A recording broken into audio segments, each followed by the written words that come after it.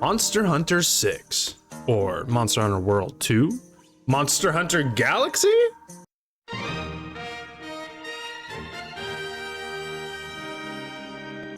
Either way, you get the point of the video. Today we're going to be discussing potential release date for Monster Hunter 6 or World 2, and well, my reasoning behind this. This video is in no particular order when it comes to my points, and is mostly speculation based on some interesting information about Capcom as a whole, but I'll try to keep it structured as much as possible. So without further ado, let's dive right in. Firstly, I'd like to start by saying I'm a longtime Monster Hunter fan and veteran, as my history with it spans all the way back to its PSP days. But I won't go on about that, as I'm not the topic of today's video. What we do need to talk about is Monster Hunter World, Capcom's greatest selling game of all time. Yes, you heard me right, it even beat out Resident Evil 7. How about we'll replace these? I don't know. Oh my god! You gotta be fucking joking!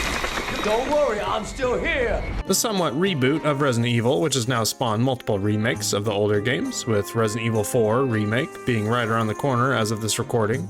Now, if we look at a list of the 10 greatest selling Capcom games as of June 2022, you'll notice it is significantly comprised of Resident Evil and Monster Hunter, with Monster Hunter World selling 18 million copies being the #1 spot, completely dominating the other contenders, with Resident Evil 7 being #2 on the list, sitting at 11 million.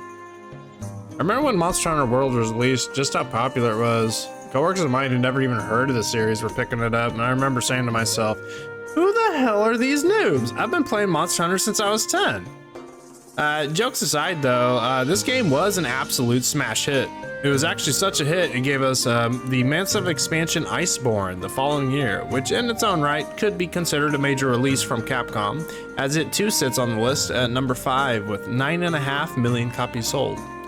But as for the new Monster Hunter title, which is yet to even be announced, I'm fairly convinced they have to be a good bit into development, considering the massive sales of Monster Hunter World and Iceborne. On a side note, Monster Hunter Rise, Capcom's latest entry into the series, sits on that very same list, #3 with 10 million copies sold, just right behind Resident Evil 7. Now you may be wondering what Resident Evil even has to do with this, and I assure you things will start adding up here, so please stick with me here for a moment.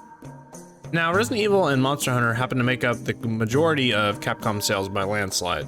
Now, me being just a consumer of Capcom's games and gaming in general, I have no idea what goes on in development, and I assume they have their individual respective teams, as both games are completely different with different fan bases. All of that being said, I don't think we'll get to play Monster Hunter 6 or World 2 until around March or all the way to June of 2024. We may, however, get to see the reveal trailer in the latter half of 2023. As I mentioned Resident Evil 4 earlier, it'll be released on March 24th of 2023, and moving into summer, we have Street Fighter 6 releasing on June 2nd, which is expected to sell very well. And might I say, it's looking pretty good. Now, with these two major releases slated for the current year, and with Monster Hunter Rise's very own expansion Sunbreak, releasing not even a year ago today, we don't really have much to look forward to besides Monster Hunter in 2024, at least when it comes to major releases.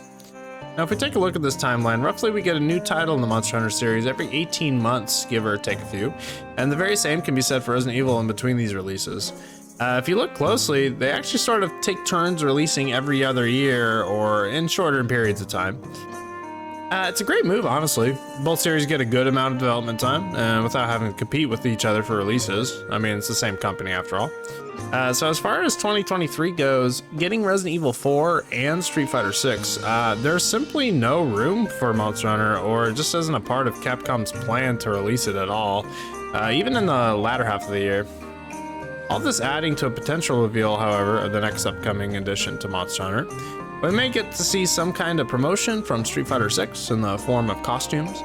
We already know Capcom is more than willing to cross-promote within their games, seeing just how much we got in Monster Hunter World. On a side note, further adding to the basis for spring of 2024 comes the fiscal year, which in Japan is from April 1st to March 31st, which means they may want to save it for their next financial year, but the nitty-gritty of that is too much for me to delve into. With all this in mind though, I'm confident that within a year, maybe a little more, we'll have our hands on Monster Hunter's new title. All in all, I'm very excited about the future of Monster Hunter, and I'm currently revisiting Monster Hunter World on PC in anticipation of it. Monster Hunter Rise, on the other hand, well, there's no denying it's a great game, but I'm not the biggest fan, and my reasons are probably best saved for another upcoming video. If you do want to do some hunts together, you can come visit me on Twitch. I'll have the link down below in the description, where I'll be streaming Monster Hunter World until we get our hands on Monster Hunter World 2 or 6 or Galaxy, whatever Capcom's gonna call it. Until then, let me know your thoughts. Do you guys want to see Monster Hunter World 2 or Monster Hunter Rise 2? For any veterans out there, was Monster Hunter World too easy? And is the handler really that bad? I'd love to hear your thoughts down below in the comments. Thanks for watching the video, and I'll see you guys in another one.